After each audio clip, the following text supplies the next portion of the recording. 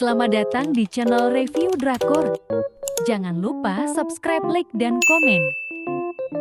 Wangso memarahi Hiso karena telah kehilangan penjahatnya.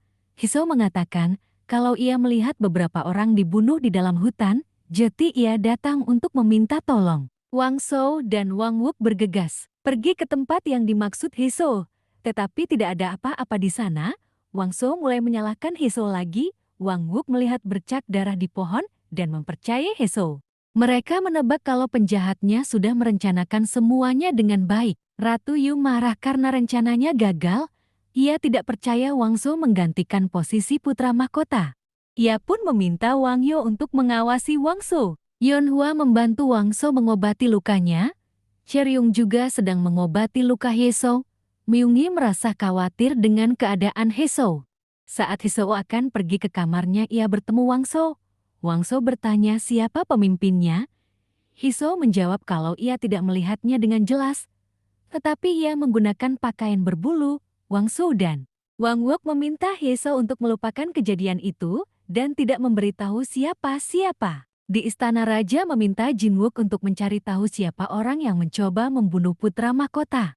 Lalu ia bertanya keadaan Wangso. Wangso mengatakan kalau lukanya tidak parah dan meminta agar tetap tinggal di istana untuk mencari tahu penjahatnya. Raja pun menyetujuinya. Para pangeran sedang berkumpul dan membicarakan kejadian semalam. Wang Wook pun menanyai Wang Yu, bukankah kau mengejar mereka? Apa yang kau temukan? Wang Yu menjawab, kalau ia salah jalan dan para penjahat itu, Raja datang dan mengucapkan terima kasih karena telah membantu putra mahkota. Raja melihat wajah Wang Hun memar dan bertanya kenapa. Wang Hun menjawab kalau ia terlibat perkelahian. Raja pun meminta orang yang membuat memar itu dihukum. Wang Hun memohon kepada Raja agar tidak menghukumnya karena dia adalah wanita. Hiso mendengar kalau ia akan dihukum dan menunggu dengan cemas. Wang Ian datang dan mengatakan kalau dia sudah diamukni. Hiso pun berterima kasih dan akan pergi. Wang Hun memanggilnya dan mengatakan kalau belum pernah ada uang melakukan ini kepadanya. Bahkan keluarganya pun mengalah dengannya. Karena itu ia merasa senang. Hiso menjawab, kalau kau senang bertengkar datanglah lebih sering. Wang Hun pun senang karena Hiso memintanya sering datang. Wangso menemui Wang Yu dan menuduhnya dalang yang ingin mencelakai putra mahkota.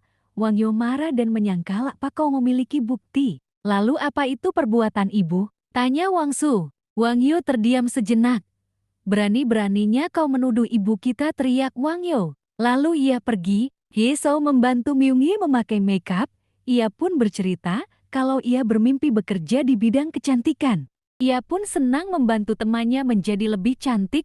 Lalu temannya itu berselingkuh dengan kekasihnya dan mengambil semua tabungannya. Myunggi menjawab kalau ia harus melupakan mimpi buruk itu. Keluarga Wang Wook sedang membagikan bantuan ke daerah yang terkena musibah. Wang Wook terus tersenyum melihat kelakuan Hiso. Di toko obat, Hiso mencium berbagai jenis rempah. Wang Wook memberikan obat kepada Hiso agar lukanya tidak membekas.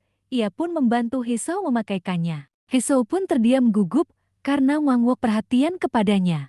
Wangso pergi ke rumah persembunyian penjahat dan menyerang mereka semua. Putra mahkota dan Jimong mengetahui tempat persembunyian penjahat itu dan bergegas ke sana. Lalu Wangso membakar tempat itu. Ia melakukannya untuk menutupi rencana ibunya. Putra mahkota sampai di tempat itu dan melihat api. Ia meminta para pengawal memadamkannya dan mencari korban yang selamat. Wangso datang ke kamar ibunya. Ratu Yu terbangun dan marah melihat Wangso.